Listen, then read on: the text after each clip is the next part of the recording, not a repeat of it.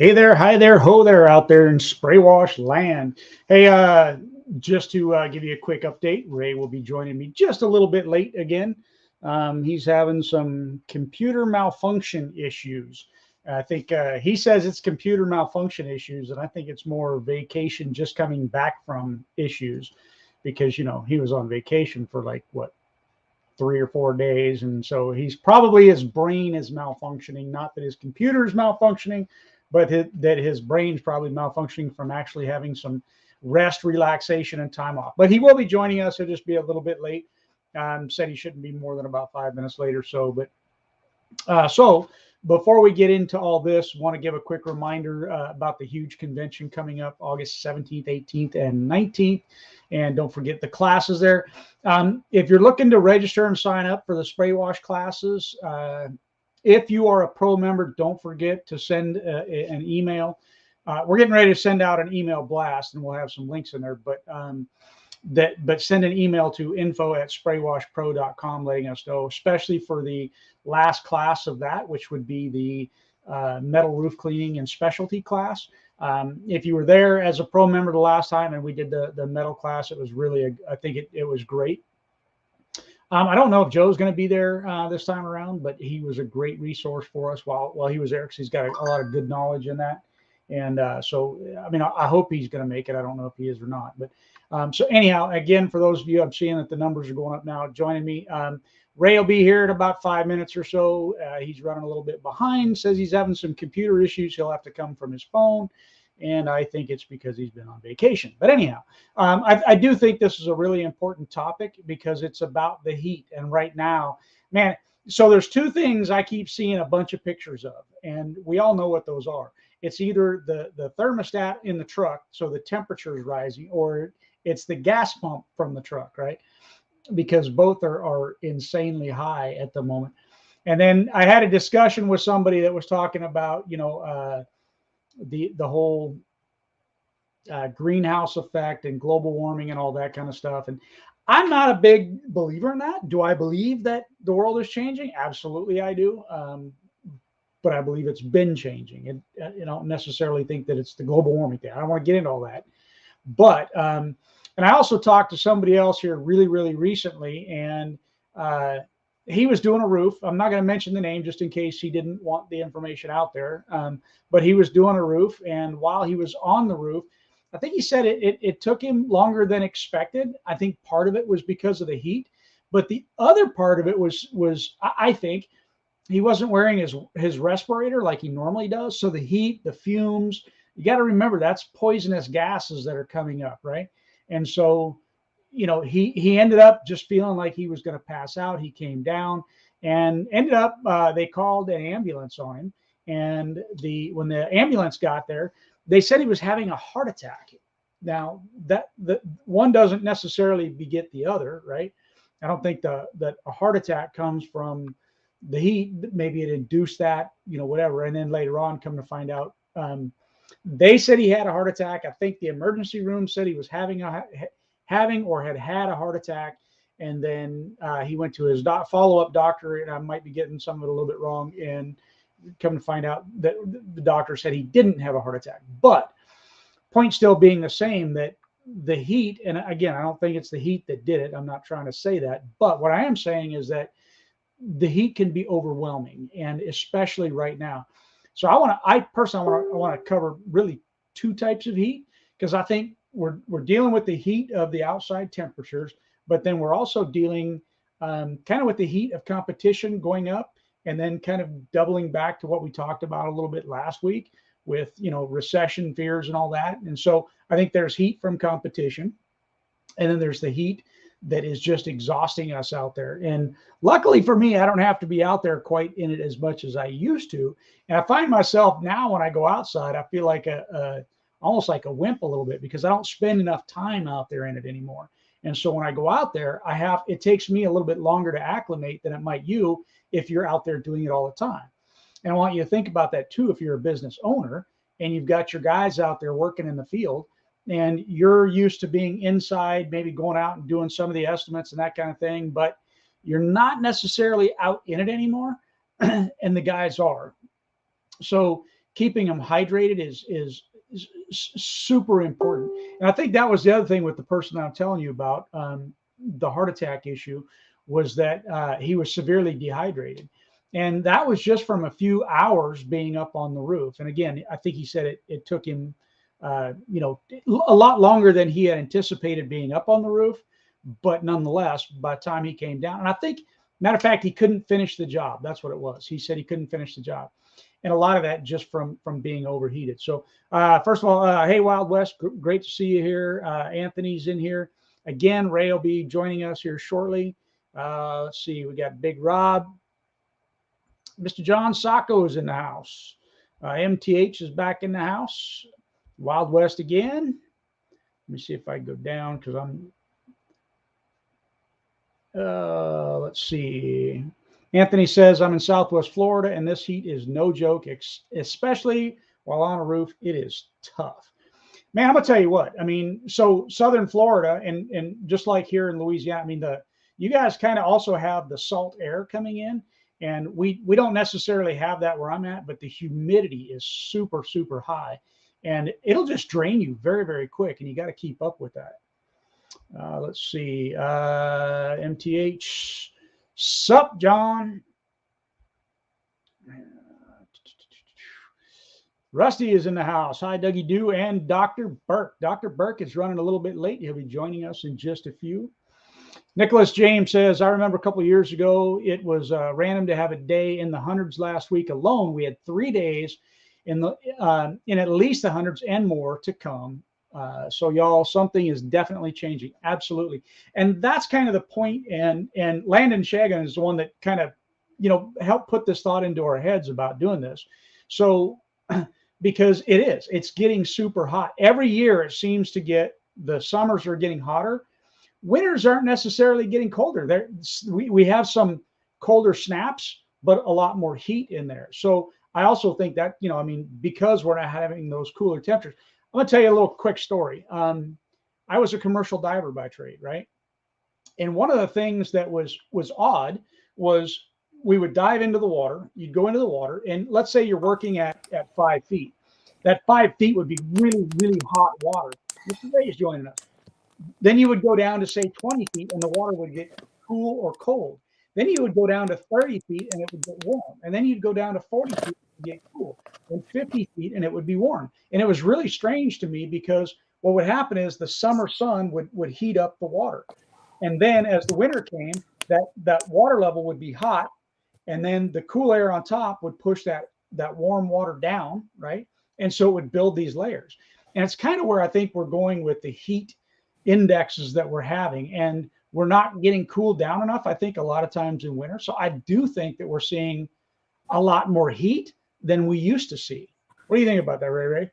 I would agree with that. And I apologize. My camera, and I'm having a hard time hearing, but my laptop it was in the heat of a day today in the car.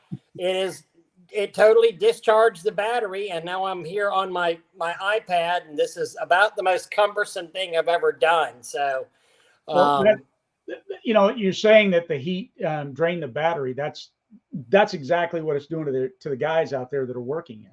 Yeah, no, absolutely. I was reading on, when we talked about this today, doing this, I was reading, and Mayo Clinic actually said 3.7 liters a day is what the recommended intake is. So that's 3.7 of these. I mean, this is look at the size of my head. That's a pretty big a bottle. Here on the counter, here's a 2 liter of Minute Maid. It'd be 2 of these of water a day. And that's just from normal intake. That's not counting what you're losing, due to sweat and exertion. And if you're popping all them sodas and all that kind of stuff, yep. That's even worse for you. I mean, your body has to fight all that stuff. And Mountain Dew, and I know a lot of us love the Monsters and the Mountain Dews, and golly, that's one of the worst things you can do while you're losing all this fluid. If you're not replacing some of that with water. And I know Eric Seitz, who's on here, a lot. Eric suffers from kidney stones. I had an employee that suffered from kidney stones, and the doctor literally told him, it's these Mountain Dews that are causing this to you. You don't drink water. I mean, this employee was not a very, very, very healthy guy at all, but it was, and he then like swore himself off to only 2 Mountain Dews a day at that point. I know there's been lots of people that Mountain Dew seems to be one of the worst, but the same thing's coming from a lot of those like Monster Energy drinks. Right. They're killers for you for especially out in this heat. They're not designed for that, and they're draining your body of things that you need. And Doug, also another thing too, if your urine is just consistently dark, you are not. I tried to do some. If your urine is consistently dark and not light color, say you're not drinking enough fluids. Now, keep in mind too, though, if you eat a lot of fruits and vegetables, if you eat a lot of stuff, you don't have to get all your water from the 3.7 liters a day of pure water. Because if you're eating a lot of green vegetables, a lot of the fruits, things that have water in it, that counts too. In fact, caffeinated beverages, that counts too, as well. But they do caution against, the too much sugary stuff, because too much sugar is bad for you as well. And that's where Anthony's coming from. I feel it's more than just staying hydrated, resting, eating healthy, and getting a good night's sleep, letting your body catch up, rehydrating, putting those not just those fluids in, but getting good healthy meals instead of just Burger King and all that kind of stuff, throwing the junk in your body that you're not, because a lot of that stuff. So one of the conversations that I know my wife and I have had dozens of times is that you drink like a soda, and I get like you're wanting more, like they have something in there that makes you crave and want more. So Right. They put these chemicals and stuff in there. Same thing with the foods that maybe make you want more or make your body crave salts or whatever the case may be. So by eating all that junk, I mean, this is a great thing for just eating healthy anyhow, but nonetheless, it can help you in these hot times. I'll tell you, and Ryan brings up a really good point here. And back in the day, I used to train high school, college age athletes how to wash, and some guys just couldn't take working in the heat, humidity. It's definitely not for everyone. Absolutely. But a lot of guys will think about this. I mean, it's one of the reasons that Southern football is honestly so dominant. And so many times that if you ever have a national championship that's going to be played between a northern school and a Southern school, it's almost hands down that the Southern school is going to win, because the Southern school's used to getting out there, and Northern guys might be used to playing in snow and, but not in that mid-November. But the Southern guys are used to playing, in 1,000-degree heat with 150% humidity in August. So, yeah, I definitely think, I mean, the humidity has so much more to do with it too than just the heat. Because even the guys, coming like out of Arizona and all that, I mean, they can do better than say a northern guy from, Washington or Pennsylvania or something like that, because they do have the heat, but they don't have the humidity. And then here in the deep South, as we like to call it, right? You've got not only the heat but the humidity, and it is I mean, there's a lot of times we have 100% humidity, and it is you take a shower, you walk outside, you feel like you need to shower. We call it the air you can wear. I mean, you walk out the front door in the morning, and it's like walking into a blast furnace. And the humidity has so much to do with the heat index of that's why it may be 95 degrees, but the heat index is 115. I mean, it's literally adding 20 degrees to it with the humidity that's out there. So I want to click on these two real quick. I want to touch on these two real quick. TJ says, I carry electrolyte packets in my truck That's because he's too short to just carry them in his pocket. They're bigger than he is, other than one of them. But They anyway, drag on the ground behind him. yeah. The next thing he says is, "I'm feeling attacked." That's from the Monsters and the Red Bulls, because Exactly. TJ lives on Red Bulls. I mean, he really does. Well, Wes brought up here the Earth has cycles. I mean, absolutely. You ask a dinosaur. Yeah. Good luck with that. Actually, I think. What's up, Rhino? Hope you're doing well. Yeah, Liquid IV. My wife is real big on the hydration and stuff. Let's see. I actually looked at opening up one of those stores, believe it or not. TNT, I like what he's saying. If you drink juice, you'll be more hydrated than drinking water. Fruit juice has the highest form of oxygen in it. I did not know that. That's good. Stay active, drink more beer, get to work. Absolutely.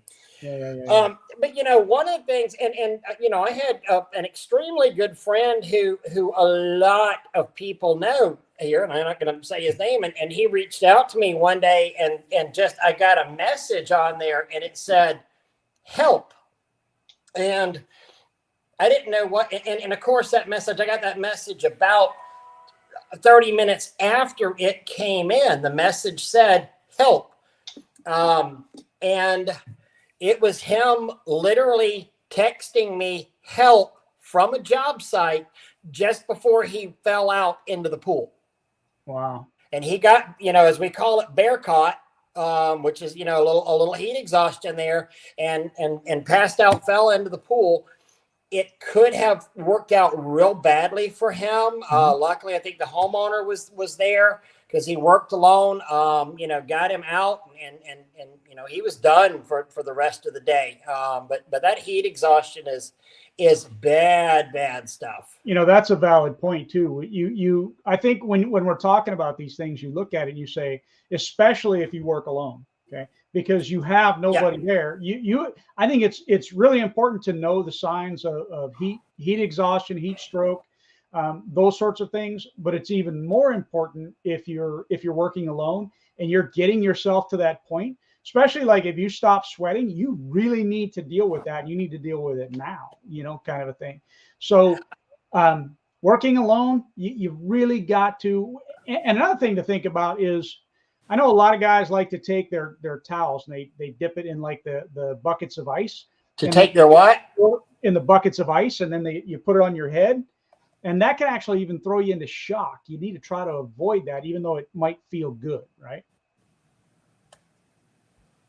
That's one of the things. As a combat medic, so that's one of the things we learned there, and it turns out to be very, very true. Let's see. Real quick, Big Rob had asked about Zep Purple Power Cleaner Degreaser. To me, that's just a mild degreaser. I don't recommend it for commercial jobs, though it can work on mild stuff. I would. Yeah. I mean, if I'm going, what was the project he was doing? I have a hard time scrolling back up on here. I don't remember what type of job it was. It just asked about the purple. It'll work in a pinch. Commercial building, washing off the grease, Zep Purple Power. I mean, it works. If I had my choice, I guess it also depends on what kind of grease that I'm working on and what kind of metal elements, what kind of window frames. And that's actually a great point here, because I wanted to bring up the heat. While it's bad for us, it also, for anybody that's seen the plant and property protection class before, it's also really bad for the properties that we work in as well. And we'll touch on that more a little bit later, but you brought up about working alone. And so important. And I mean, how many of us do work alone? And I mean, and while I had, gobs of employees, I would still get out there and do the stuff that had to be done myself. And I remember being on roofs, not strapped off, and just in the summertime, and starting to feel that, you lose a little bit of balance. You lose a little bit of steadiness to yourself. And this is where it gets dangerous, guys. I mean, it can it can really, really cause you some problems. Yeah, and that goes back to the whole, if you're an owner operator versus having employees. So employees, I always send 2 people out on a job. That's just the way our company operated. There was always 2 guys on a job minimum, sometimes 3, sometimes 4, sometimes 5, whatever, but minimum of 2 people, except when I went out on jobs. I would go out on jobs alone all the time, right? So if I go out and I do a job alone, then I am with nobody else and there's nobody to help me through this. And Landon, yeah, hey, we did mention you in the beginning. We were trying to subliminally, did I say that right? Subliminally tell you, Landon, see us. I'm turning my ear because my volume is down so low on this iPad for some God knows reason. But I was wondering why you didn't react to what TJ said about you. I guess you just I'm having a hard time hearing. But there's so much good information out here. Washing sections, take frequent breaks. Mm-hmm. Anthony's asking, when it's hot, do you shorten your work days or try to jam in a regular day? Whenever it's super bad, no. I mean, we would try to cut it down. Try to start a little bit earlier if possible. Not try to give the guys. Yeah, I try to get the guys out the door a little bit earlier, and maybe even tell them take an extended break and work a little bit later. Even though it costs me more money in the end, it actually doesn't, because to think about this, the productivity of the guys drops off dramatically once they get to a certain point anyhow. And so if I can schedule it to where they can go to 2 different jobs and maybe they get that air conditioned break, right? So that could be something that maybe you try to schedule things where, okay, they're, normally we'll do, I know some guys, they do 50 house washes in an hour, but you try to get it to where, okay, maybe if we normally do 3 house washes, maybe that's only scheduled 2, to give them, an hour and a half to get to that next job and just cool down a little bit.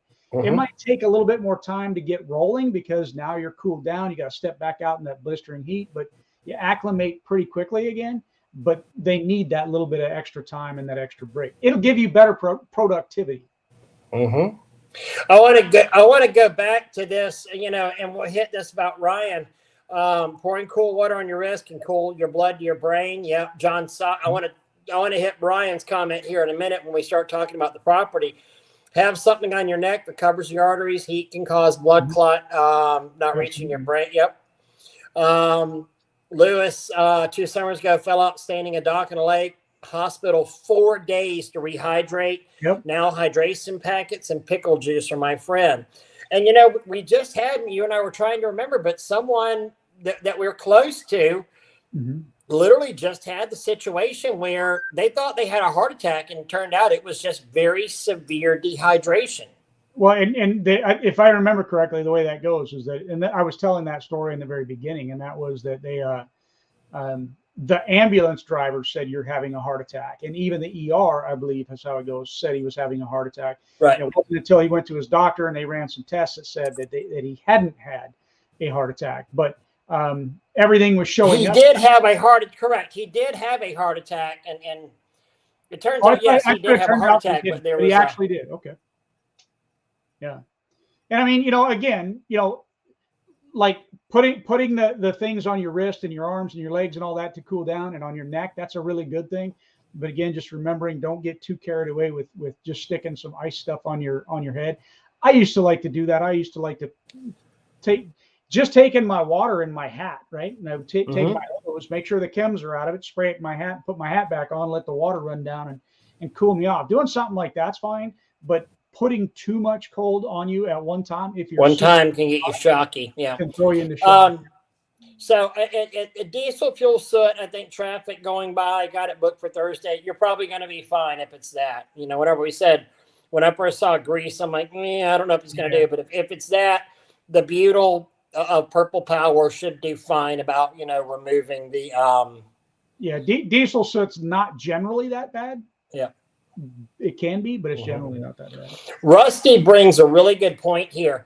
Working in Orlando Key is to drink water before you start working versus starting to drink when you get thirsty. 100%. Tanya and I were down in Homosassa this weekend for Father's Day, And we've learned finally after 50 some odd years of age is drink a couple of beers, drink a bottle of water, drink a couple of beers, drink a bottle of water. And Tanya's my she's my enforcer on that. And she'll get a bottle of Making water and sure I'll you get get it. one and we'll chug it. Yep, yep. And then right back to the beer. But still, it's just important to. My biggest problem is I literally I can't Yep. drink water unless it's super cold. Right. I like my water ice cold. If it's not ice cold, I have a real hard time drinking it. And so I have to have, and that, one of the things that we did, we keep all of our bottles, if you would, we stick them in the freezer, and then we Mm-hmm. can stick them in the ice chest. They'll keep everything cold, but then I can pull those out all day and sit there and chug those down, if you would, Right. help me keep my body temperature down as well. Yeah. Well, that's one of the reasons that Power Wash Store, one of the first things, one of the first purchases I made was an ice machine, because I know how important that was for Mhm. my guys at Spray Wash, how much that got used and how much it was I don't want to say a A treat, necessity. but an absolute A necessity for necessity. us. Right. And Tanya and I both said, "Golly, we're going to do this for contractors as well." And come by, fill your cooler up, fill your water keg up, do whatever, but take ice. I think that's TJ's favorite beer, by the way. Mm-hmm. Yeah, it's like water. That's true. 100%. But we were talking about this a minute. What Rusty was saying. Else will be pissing yellow and playing catch up, and that's true. I mean, once you start getting the dark brown urine on there, you're sweating out more water than you're intaking. Mm-hmm. Absolutely. And then and you might make it through the day. You might make it through a couple of days, but oh my gosh, those Charlie horses at night that wake you up, the cramps. Oh, how horrible are those? Yeah, they are. They can be absolutely miserable. And so much so that the next day, even, you might think you made it through the day, right? And you did. But then you go to sleep, you wake up the next morning, and your body is so stiff and so sore, Yep. all from that dehydration. So that's why it's important to keep those liquids flowing and flowing. And this is where I think, too, that it also, and I think we're going to get into it anyhow, but transfers over into the plant and property side of it, right? You got to remember that if you are looking for that liquid and you're trying to keep cool, you're trying to keep hydrated, that the plants are as well. And that there are things on the property that get damaged quicker because the heat is there. And when that sauce hits it, that you get the flash oxidation if it's too hot. That's why a lot of times we'll say cool things down before you start your house wash. Even vinyl siding, you're doing a 1% house wash, but it's super hot. Everything is super dry. You might consider wetting it down, cooling it off just a little bit, maybe let it dry up a little bit, then going ahead and hitting it and saving you from some of that flash oxidation that can happen. Yep, I agree. And I'm trying to get a little adjusted here, Doug. Sorry. No problem. Rusty is saying my a bucket computer's hat and coming a up now. cooling towel is what he uses. So hold on and let me see if I can get into the studio. I would even suggest there are those packs that you can buy, right? That you freeze ahead of time or you cool down ahead of time and you wear them under your shirt, let's say. Maybe you buy 3 of them per guy. Okay, you got some expense there. That's okay, right? We bought the cooling towels, and you have them wear them. And then as they start getting hot, they could take one off, put another one back on, put that first one back in that ice chest, and kind of let it cool back down, right? We bought the cooling towels for all of our guys to put around their neck.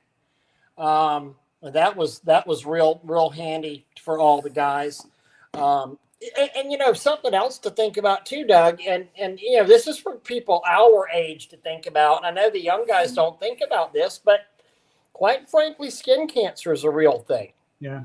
A real thing, and it can kill you dead.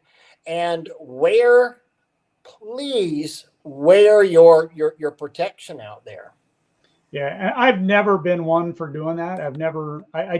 I know that I should, and I'm seeing it in some of my skin nowadays. because I didn't take care of it back then. Partly because, oh yeah, I'm a young stud. I don't need none of that kind of stuff. Secondly, I naturally I tan really dark, and it kind Yep. of covers everything up. And so I'm like, yeah, I don't need all that, when I Right. really do need all that. You don't need all that until you need all that, you know. Exactly. I mean, and even hell, I mean, you see, you know, this right here, and I've got that, you know, I've got my Indian letter feather, not a dot, and so get that fairly dark skin, and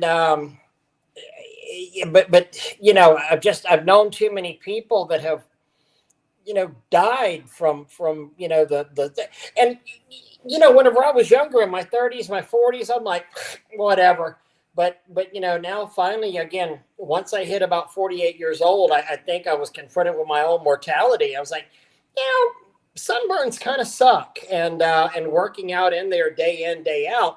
And that might even be something that I know that we did. We had sunscreen in the truck for the guys, maybe not every day, but in the heat of the summer, there were certainly some spray cans out there that we would spray and encourage. I'm not going to make them wear it, but we would recommend they wear that.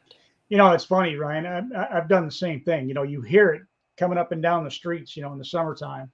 And it's like, you know, I try to make sure I'm positioned in such a way that when that ice cream truck comes by, I can get the guys an ice cream, or sometimes you can just bring it to them. So I could see that video happening. That's for true.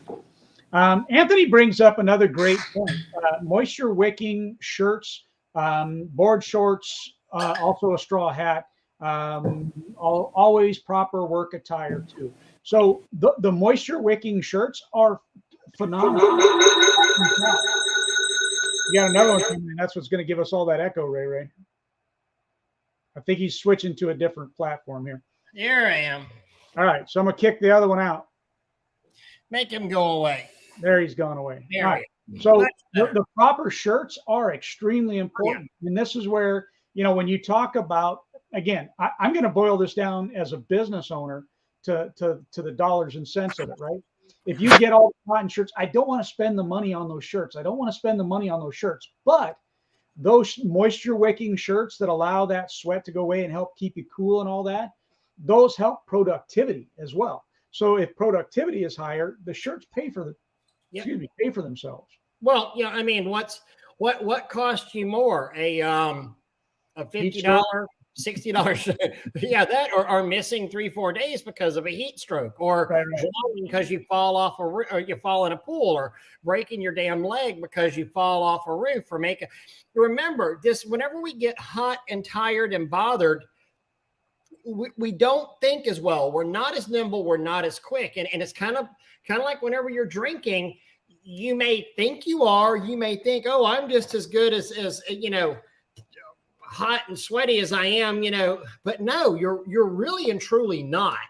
And that's where, you know, you can get your butt kicked. You know, the other thing is as we get older, and I'm guilty of this, you know, where I can still outwork most of them. I mean, even though I haven't been on the job in a while, I can go out, I could still outwork, you know, but that's a problem, right? Because, you know, as we're talking about here, part of it is that, well, matter of fact, with Anthony's comment here about being, you have to acclimate, right? And since I don't do it that much, can I go out and still kick tail? Certainly I could. But I'm probably going to have a problem at the end of the day. Number one, because I'm getting old. Number two, because I'm getting fat. Number three, because I'm no longer acclimated to doing that. So I have to work into it slowly. So if you are an owner operator, or you have somebody that isn't normally out there doing that all day, every day, or you have somebody that's a new employee, you know, give them that little bit of extra time to do the job, because they're going to need it. Yep. And you know, I had last week, I think I mentioned, can't remember if I mentioned last week or not, but I had like 3 rigs that came in on one day, and we're not really set up with great garage space. So most of our repairs are done out there in the parking lot. Mm-hmm. Oh my God, it was brutal. I mean, 3 times in one day, I had to go out there and turn a wrench on people's machines. And it was just like, this is kicking my butt. I'm getting soft. I mean, I haven't really, you know, steadily washed anything since last, you know, December. I've consulted on a few jobs, but yeah, you acclimate to getting soft and getting used to air conditioning. And yeah, Absolutely. Believe me, it doesn't take very long either. And so, even if you've got a guy coming back from vacation, let's say, and they are no longer acclimated. My wife and I were talking about this, where she's doing jujitsu, she's lifting weights, she's doing really good, looking hot. I mean, all that kind of stuff. But anyhow, so her trainer has told her, hey, take a little bit of time off, and then trying to get back into that. The exercising of it is difficult when you've had that time off. So that's right. Time off, you got to give it that little bit of extra time to roll back into it. 100%. Hey, BB, hope you're doing well, buddy.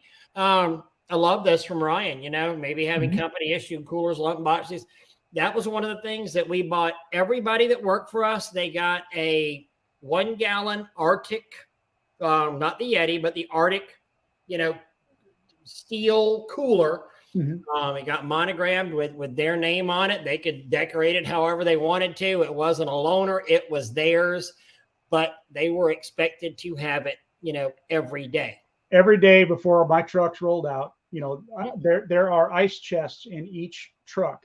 And each truck, every morning they have to fill it up with the ice bottles like I talked about. So they would get ice bottles, and then they would just get bottles out the refrigerator. They weren't allowed to take the warm ones out. They had to take the ones from the refrigerator. And we had that refrigerator emptied every single day. And then the office manager would go back in after they roll out, and he'd fill them all back up again, right? And then that way, that was, I'm not going to say it was mandated, but it was mandated. Right. You had to do that every single time. And then we did stop buying the water bottles because we gave them the water kegs. Now, the one thing we did, though, and made it optional, they didn't have to, but we did the powdered Gatorade, and people could. We went through a lot. The reason I didn't do the reason I like the water bottles is I'm able to more. I don't want to use the word control, but control consumption.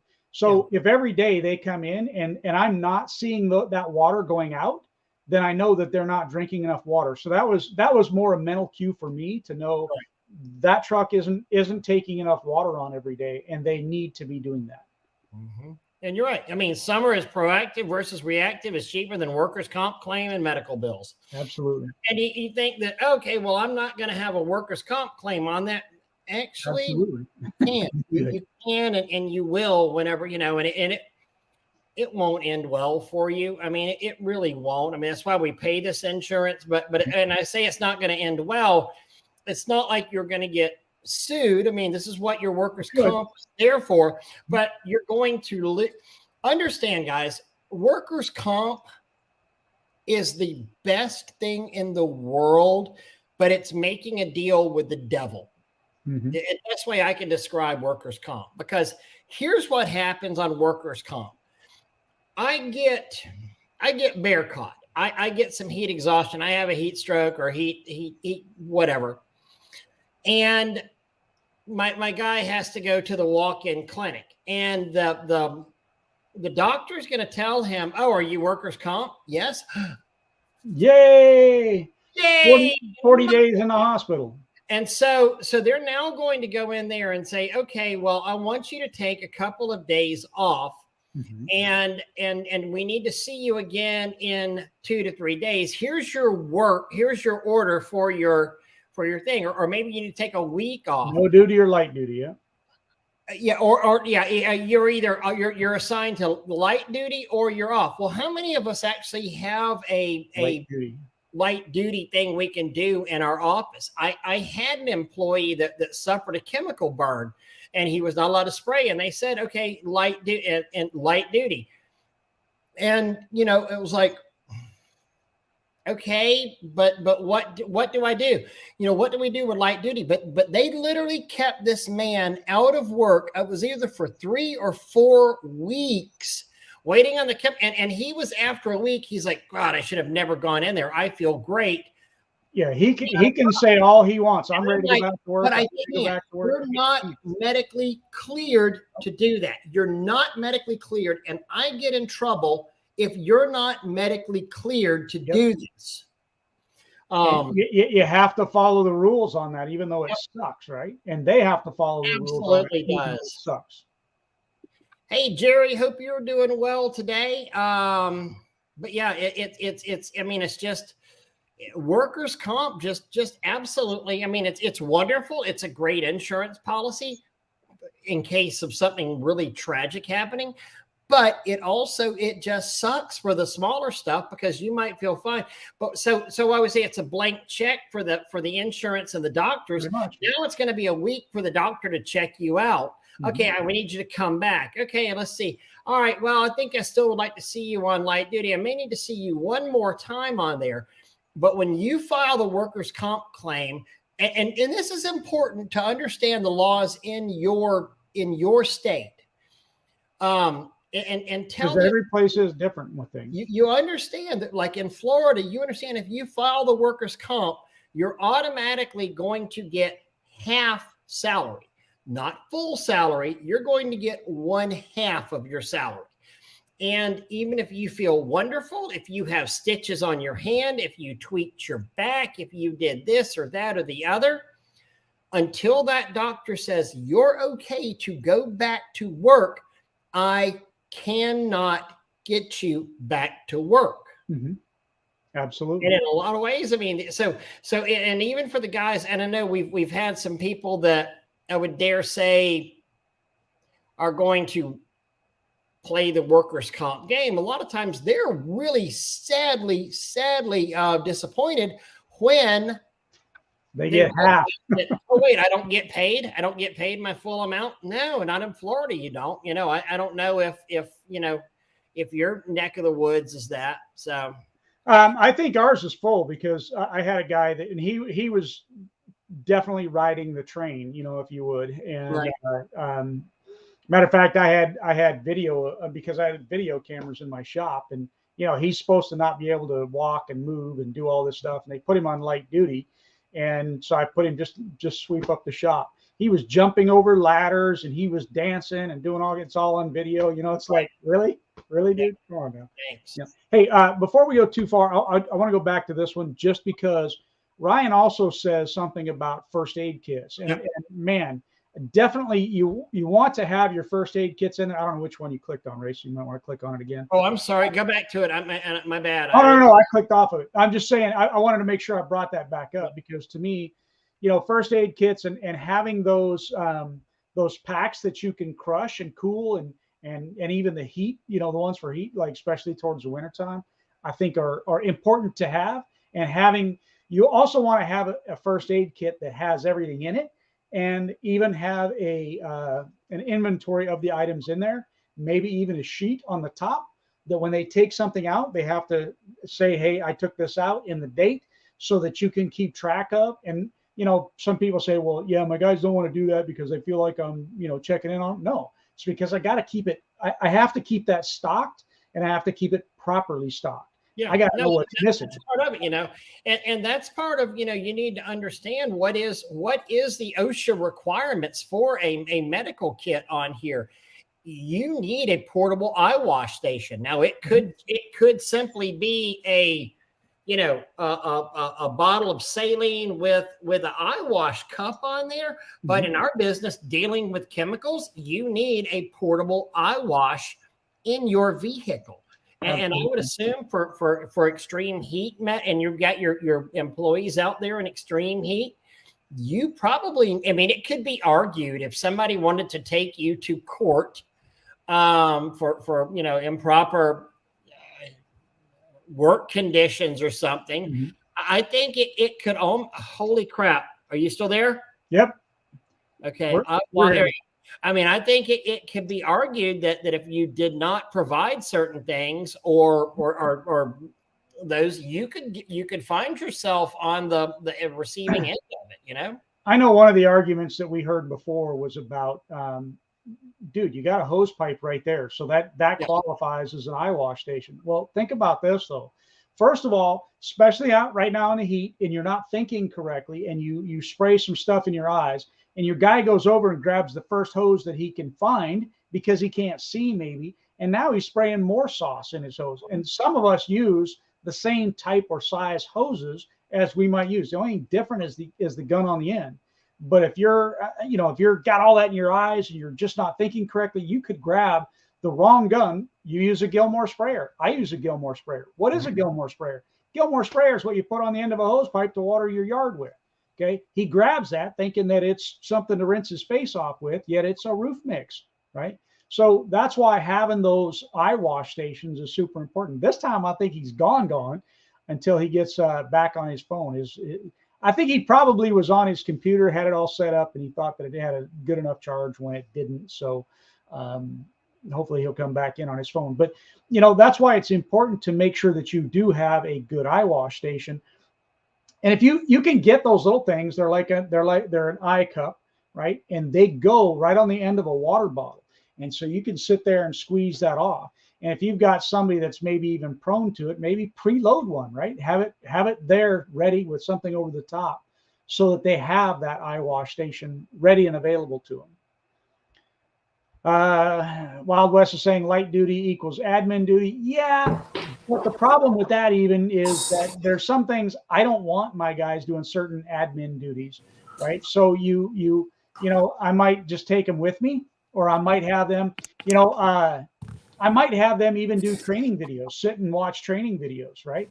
Anything to keep them busy or to help create training videos, right? Have them go around just with an iPad or whatever and go around jobs and do, their own individual sort of training type video things that then can be shared with the others around it, just to keep them busy if that's what it is. And my laptop just died again, so I had to switch back to my iPad in case you're wondering why the sudden thing. So yeah, no, that's what I figured. And so Rusty's just full of good knowledge tonight, and the ounce of prevention is worth a pound of cure. Okay, spend it now or spend it later, and it's so true. I'm gonna cut you again, Ray, because Rusty is not only doing really great tonight, he does great almost every time. Sure. And same thing with Ryan and Wild West, and I mean, I could go on and on with the names. Yeah, MTH, all these guys are. Yeah, we have a smart group that is there. I mean, I can't say enough for the people. No, 100%. I mean, I would even say the same thing for Scott whenever he joins us, Really? And this is, well, okay, maybe I am stretching it there. Yeah, you had too much. Just put it in perspective right here, especially for us guys, that were like Doug and I, that weren't necessarily on the truck all the time. But if you're that guy that's starting to scale up, but a lead technician needing workman's comp in the middle of peak season for a company with 2 rigs and 4 employees can really hurt business production. Job turnover, inexperience running a rig in the field, and losing customers. Absolutely. Forcing an owner back on the truck and not doing sales. That's scary for guys that are scaling. Absolutely. 100% mic drop, boom. Mm-hmm. Yeah, that you have to think about those kinds of things, because the loss of productivity at that specific time, your busiest time, one lead tech can create a world of problems for you. And that does remind me. So Wild West brought this up, and thank you. If y'all are watching us on YouTube, hit the thumbs up, hit the little bell, do the little thing that makes it say, hey, we're relevant out there, because that's what YouTube will do to send us out and make us, out there more. So please do if you've not. Hey, Brian, hope you're doing well. Thank you for joining in. Big Rob. Agreed. I mean, I think we got some of the best guys out here. Same way with Spray Wash Academy on Facebook. I think it's probably the smartest forum that's out there. And I sure hear that from a lot of members. And God knows when I go to the other forums and see the questions that are asked there, I know it. Sometimes, yeah. Sometimes it's, sometimes it's just amazing when you watch and you look and see some of the answers that you see in some of the groups. And even in Spray Wash Academy, we get some answers that are just like out there, and we typically delete them if we see them, because we can't see every comment. If the admins see bad information, the admins will delete bad information. Absolutely. And we have a fairly active, I mean, we're not aggressively active, but the admins that are out there we're looking at a lot of stuff, and that's also one of the reasons we don't get a lot of trolls in the group. We don't get a lot of yahoos, and we don't get a lot of, how do I wash this and, how do I wash this and how much should I charge questions either. They're more technical. Anthony, what's happening, buddy? One of my Tallahassee peeps here. So, And as much and as yeah, I if don't you're like on to, Facebook, hit the thumbs up button too while you're at it. So, as much as I don't like to say anything good about TJ, I gotta say, as one of our admins, he is by far one of the best and does a great job at which one is that? TJ. Oh God, but also a guy that doesn't take a lot of crap either. Yeah, exactly. So God bless him. But he delves correctly, you know. So, like I said, just one thing. So, Ryan, you have to provide your own laces for the Huck boots. There's some fine print in there. So take a hole puncher and punch some holes where you want your laces at, and do that. Yep. So, and Michael Ovens, what a great freaking guy. Yeah, Henry's one of my favorite people in Tallahassee with Big Bend, and another just great guy. I've watched his meteoric rise. Anthony the same way. I absolutely. I always, even you can't be friends with anybody competitors. that knew me when I owned Spray Wash, it was like, you're willing to help me. Yeah. But now that I don't, I love it even more seeing these guys just, just skyrocket, and it's incredible. And I've had some guys who've come in and said, I thought you'd be mad that I got that job. I took an old account of yours or something. I'm like, no, come here, look at House Call Pro. Let me show you what we used to, I want to help. I want to see people just thrive in this business, because I want people to thrive. Yeah. But so let's cut also for a second. I know we've been talking about employees and us. I know we've been talking about the heat factor on us, but coming up to the huge convention, we've got our plant and property protection class, Doug, and I'd be remiss if I don't give the plug for this, because just as I think Ryan may have mentioned it, this heat, not only is it tough on us, but it's really tough on our properties, and we have to do some extra special care on our properties. Ryan earlier mentioned that you can mist a plant, and you can cause damage to a plant by misting it with water on hot days like this. Just water. Just water. Japanese maple, go mist it with water and see what happens on there. You'll defoliate the crap out of it. So whenever you get out here and you start watering, you need to water aggressively. Yeah. You need to water the snot out of stuff, not just a little bit. I just had 2 pallets of sod laid in my yard about a month and a half ago. And, the one of the warnings the landscaper gave us was, hey, you know what? Don't water this in the middle of the day, but if you do, it needs to be flooded. But if you put just a little bit of water on here, you're going to fry it. And the same holds true with all the plants. It's actually worse on your flowering plants, and it's worse on some of your trees and your bushes and all that, where everything's just going to, if it doesn't run off, it'll sit there and it can actually bake, and it can be intensified by the water. So you gotta make sure you're aggressively rinsing, hardcore, and make sure you're.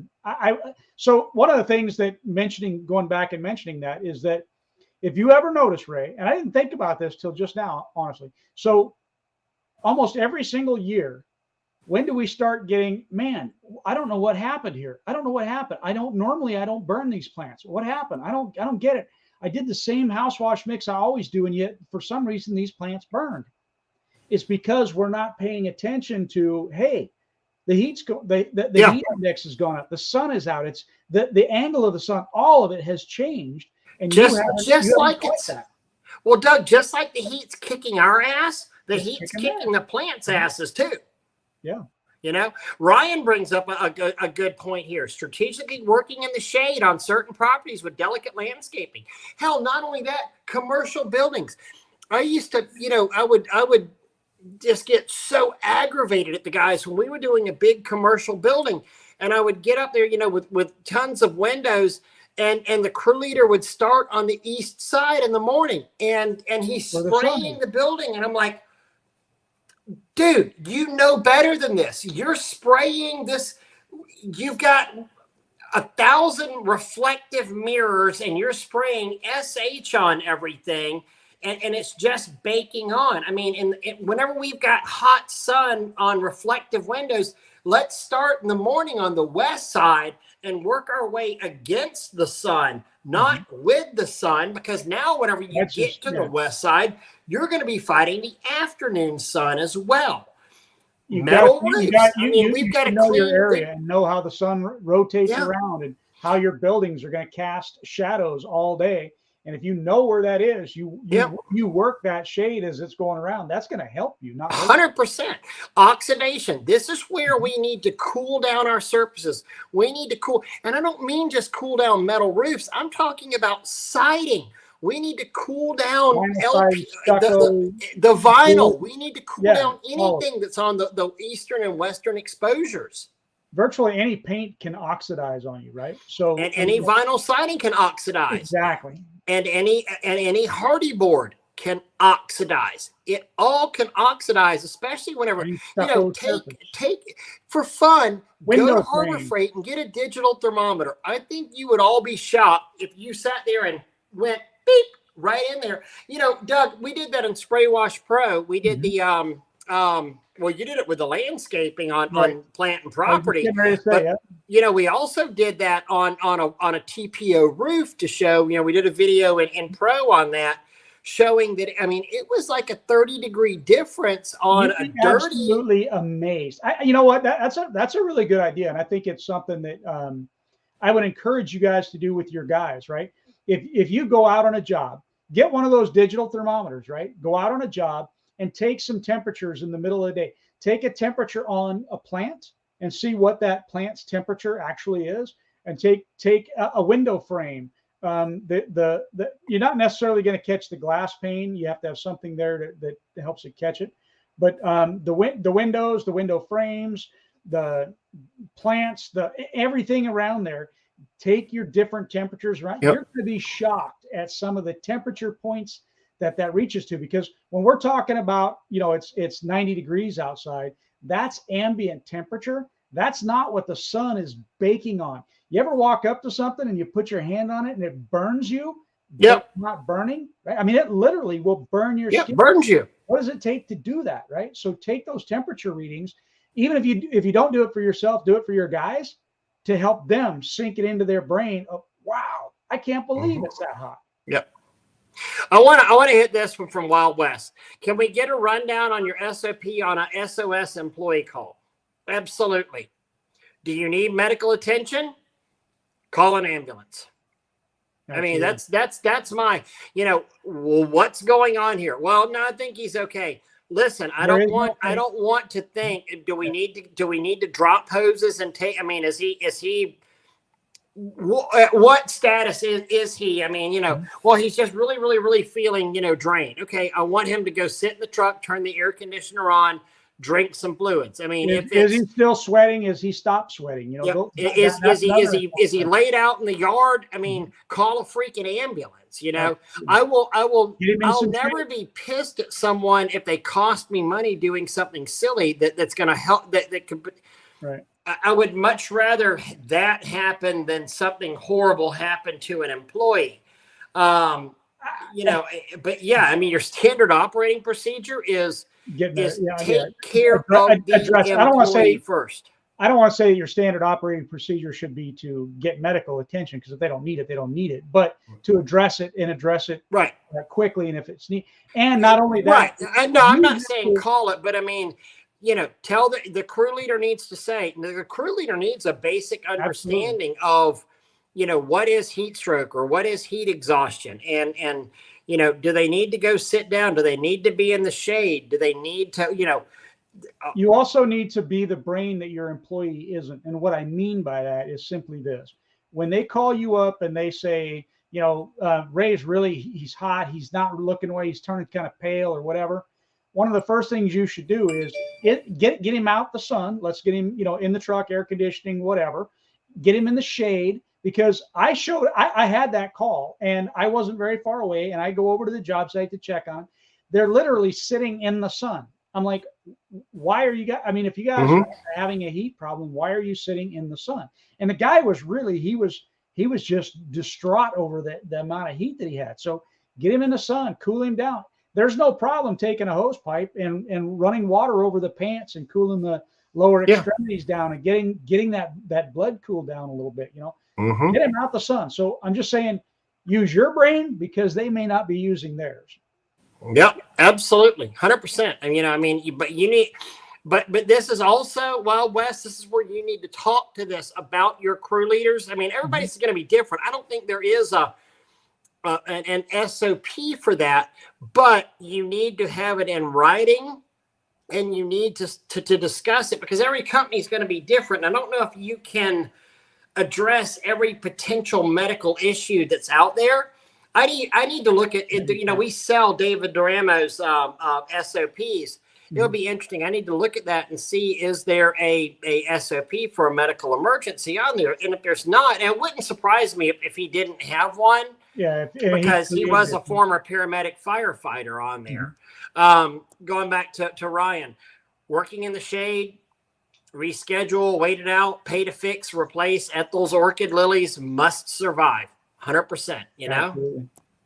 You'd be surprised at those plants that are, again, we've talked about this in the past where, this was a plant that was given to us because, so-and-so passed away. And so that becomes their prized possession. And you need to take extra special care of that plant. Yep.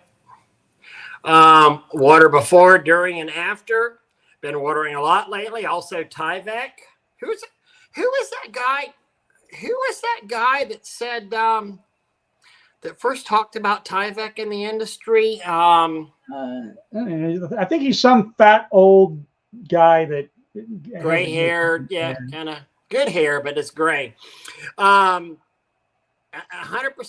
Agent Halt, Agent Halt. Then John Sacco's neutralizer, or John Sacco, sorry, Galt. Oh my God, Joe Shuttle's neutralizer. I just saw John's name right underneath that. Anything and everything you can do.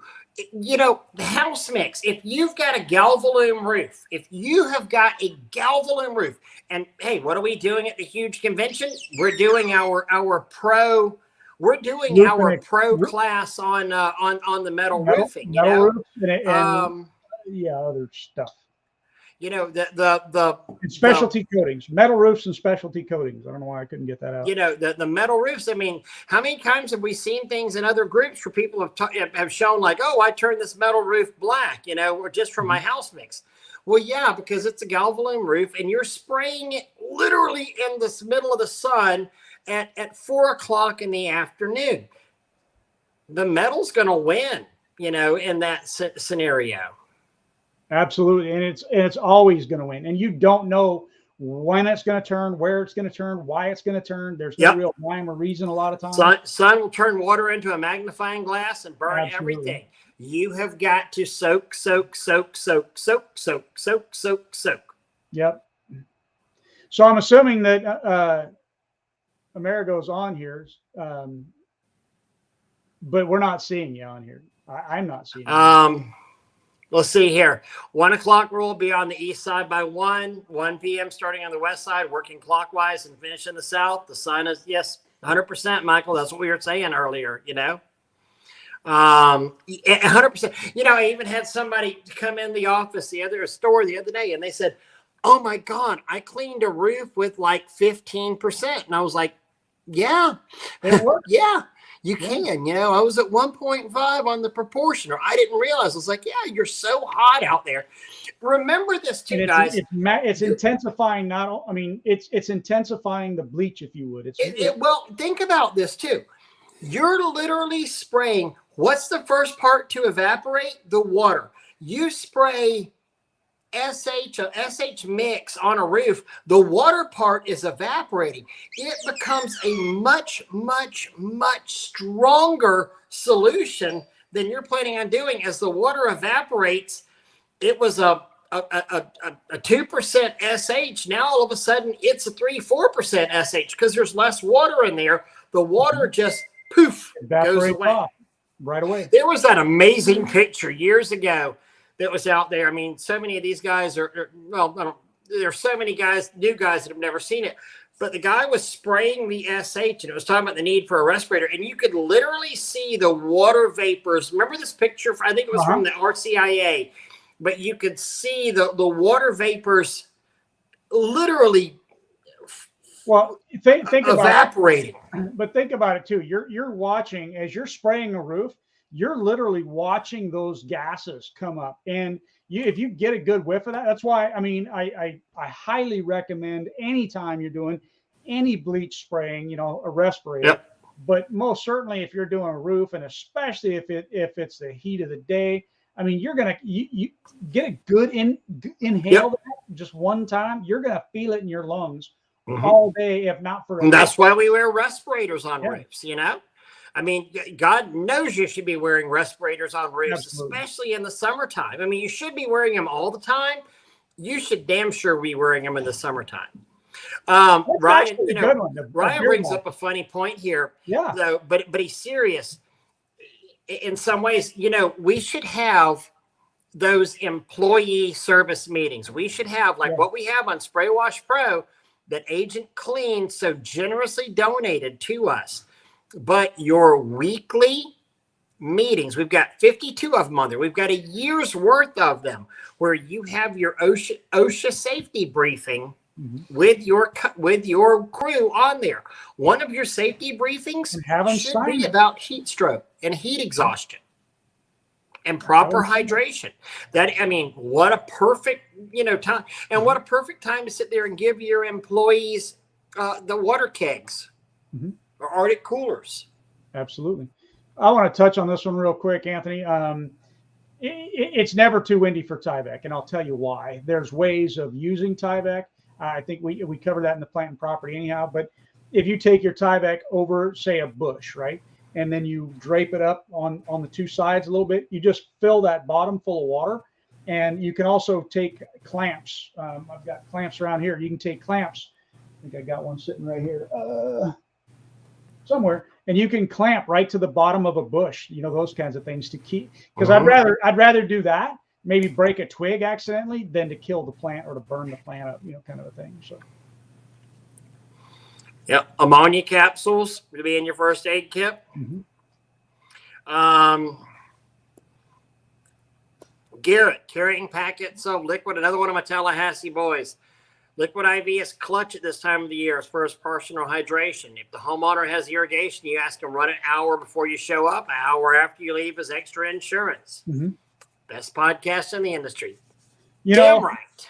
That was, I know everybody can't do it, but we have a friend that, was a firefighter that he used to do IV drips on his way home. Yeah. Medical emergency. He had hold on. Hold on. So hold on. Now, Henry just bought, if I remember correctly, I don't mean to rat you out, the SOPs on there. And he said he thinks there is a medical emergency SOP in there. So thank you very much. I need to, it wouldn't surprise me, because David said he was a former firefighter and medic. So pretty, that's what we use, Anthony. There we go. And that either makes you a hunk or that makes you very, very tired. There you go. I think that makes you very tired if you have 9 kids. There you go. Yeah. Chemical pneumonia. And they're very active kids from what I'm hearing. And very good. One of his son is referred to as Flash, I guess, at jiu-jitsu. So. What's up, Gene? 3 dot. That must be Gene O'Neill. So yeah, the respirator is our friend. Your respirator is so important, guys. And take it. I see some old guys in here, but at the same time, I see some younger guys. Take it from people mine and Doug's age, and you think you're 10 foot tall and bulletproof whenever you're in your 30s and 40s. Yeah. It sucks to be even 52 and I do not have the lung capacity that I used to. I'm not saying I'm on oxygen and an invalid whatsoever, but I certainly get a lot more winded than I used to. Mm-hmm. And it wouldn't surprise me that if the root cause wasn't because of my exposure to bleach. Mm-hmm.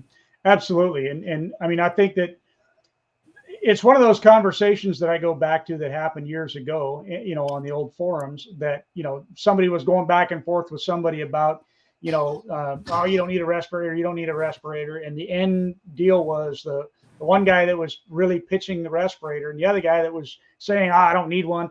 Been doing this for 30 years and, never needed a respirator, kind of thing. And then the last comment was, yeah, you have emphysema. Mm-hmm. And he did. He's got emphysema. So it's kind of like, yeah. Yep. How's that go? By the way, Amerigo actually goes by Ricky. And so I don't know if everybody knows that, but that's how I understand. What are your thoughts on wearing respirators while doing house washing or lower mixes? What are your thoughts on wearing respirators while doing house washing? And absolutely, 100%. Yeah. You always wear a respirator. Everything in moderation, right? If you're washing one house a year because it's yours and you don't want to wear a respirator, great. If you're having guys go out and I look at it this way too. Part of it is liability, right? You're sending your guys out there and you're telling them, you don't have to wear a respirator. It's a mandated thing for me, right? You have to wear it because if they have any lung issues, whether it's today or 6 years from now, who's getting sued? You are, right? I'll tell you what, I would never mandate them. I mean, I told the guys to wear them on the roof as we developed as a company. They were always in the truck. I gave the guys options, but at the same time, I would say, yes, this is what you should be doing. And they were here, and there were always respirators in the truck. Yeah, on the roof, I expected the guys to wear them now early on. When I was finding my way through the business, no, I didn't require it. But, 5-6 years ago, I said, this is something that y'all need to do. Yeah. I still say for not wearing it. I probably should have, but I didn't. Yeah. The thing about it is, though, Ray, is that, everything, like we keep saying, in moderation, right? So if it's something where they're washing, a house, a year, but they're not. They're around this stuff every single day. That's why I say, and it definitely is mandated by me. If I show up and my lead tech doesn't have that thing around his neck, because while he's not spraying, he can take it off, right? And just let it dangle around his neck. But once he starts spraying, he's got to put it on, spray his bleach. And if he goes to water, once he switches to water, he can take it off. But while he's spraying, he's got to wear it.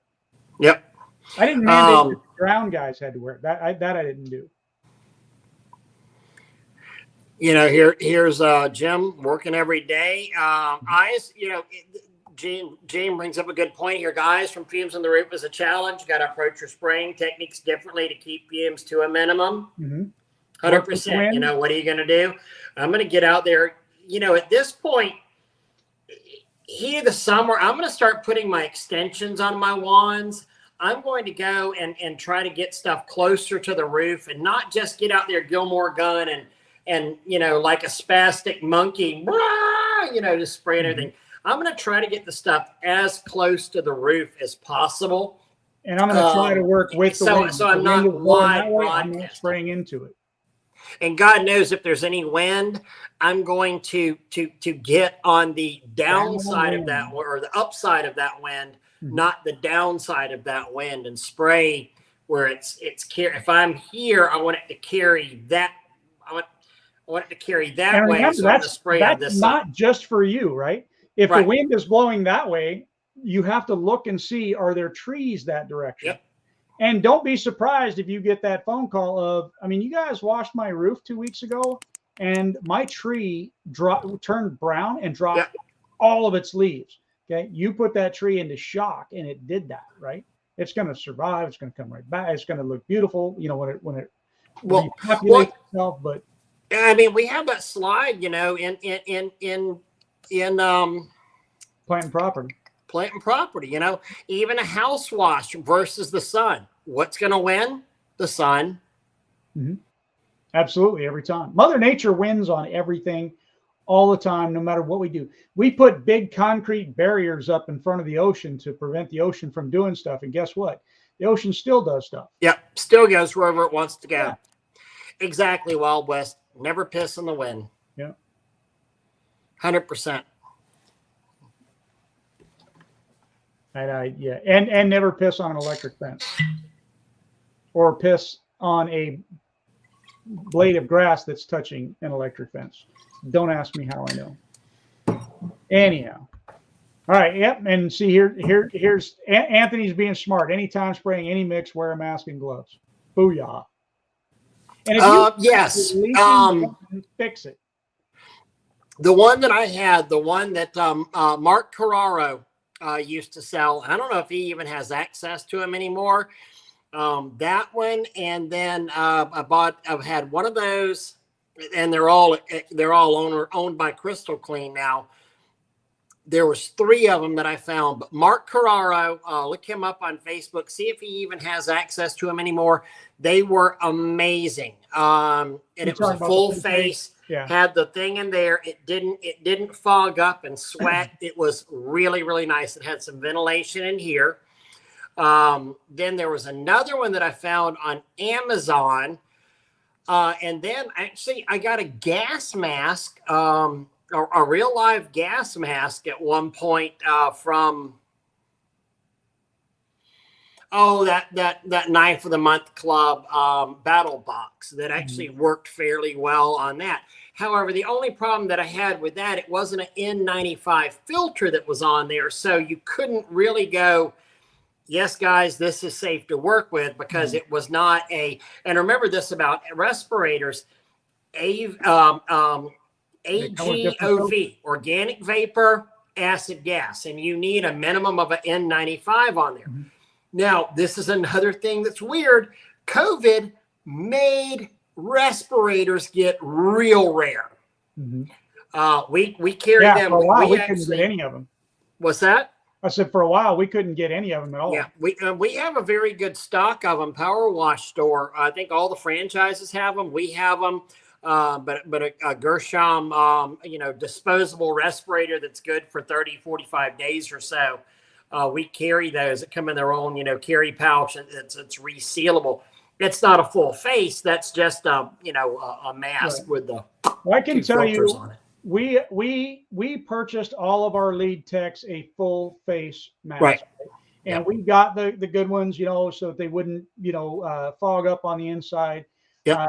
I can tell you it was a huge waste of money. And the reason that it was a huge waste of money is I find them on the floor of the truck, and they had a pouch to themselves and everything. But they wouldn't get scratched up. And I'd find them out of the pouch and and they never had the respirators put on them or anything. And they'd be all scratched up and all that. And it made it, the guys didn't like them, not just because they were big and bulky, but the spray, as they would get any kind of spray on it. And now you got to keep a wet rag so you can wipe your thing off. So I want to know who the hell's saying something to you, because it must be amazing. It is. I kind of want to know what you're looking at, but I also kind of don't. So yeah. It was so bad he had to leave. That's amazing. Very nice. But yeah, that is the one thing I've found about the full, especially in the wind, the full face respirator. If you get any blowback on there, the SH dries just crystal white. So you've got to have a wet rag to immediately be able to wipe that off on there. I've got some great video for me doing actually the Florida headquarters of the EPA. And I had to wear one of those because we were knocking lichen off with a 25-gallon a minute pump that was just, insane. But it was like knocking salad. But I put the full face mask on.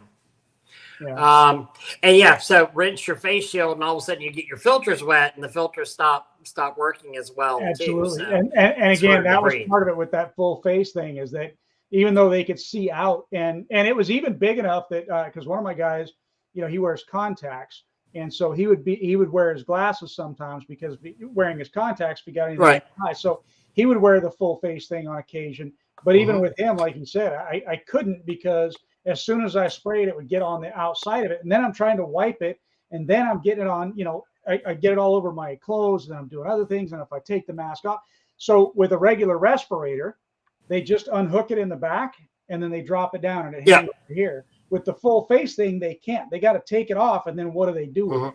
Yeah, yeah, because it doesn't want to like rest up here very well. It's going to pop off and go out there. You can't bring it down here. Sorry, I don't mean to blind you with the baldness. Yeah. Yep. So, and I apologize. That was no, it's fine. I love it. I mean, that sounds like something I would do. Anyway, Doug, we're a buck 20 into this at this point. So, you know, guys, again, just practice really good plant and property protection right now, and also practice good personal protection, because this is the time of the year where you can fall out, you can get bear caught, your employees can get bear caught. And if you don't know what bear caught means, that's Southern for I've had heat exhaustion, heat stroke, heat, just whatever you want to call it, you know.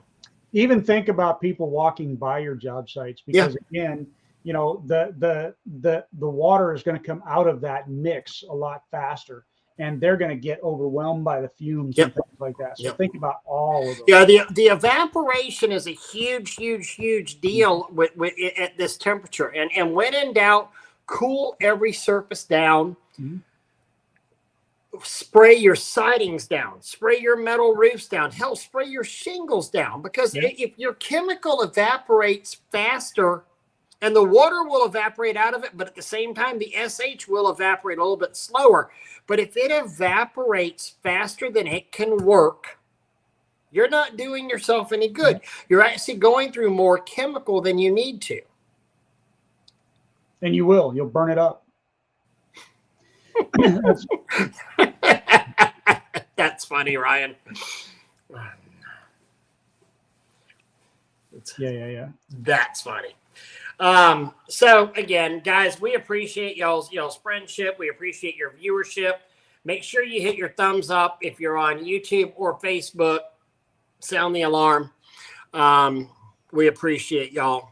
Definitely. Yep. There you go. Gene said, drink more beer. When your urine is foaming, you're good. Perfect. Use water as a wetting agent. 100%. And not urine. Yep.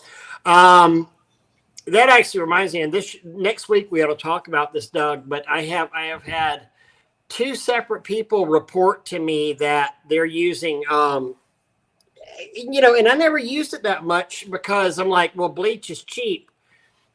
Bleach ain't cheap anymore. Yeah. But Agent Green on tile roofs, and they've been able to cut back their tile roofs from 60% to 30 and 40%. Wow.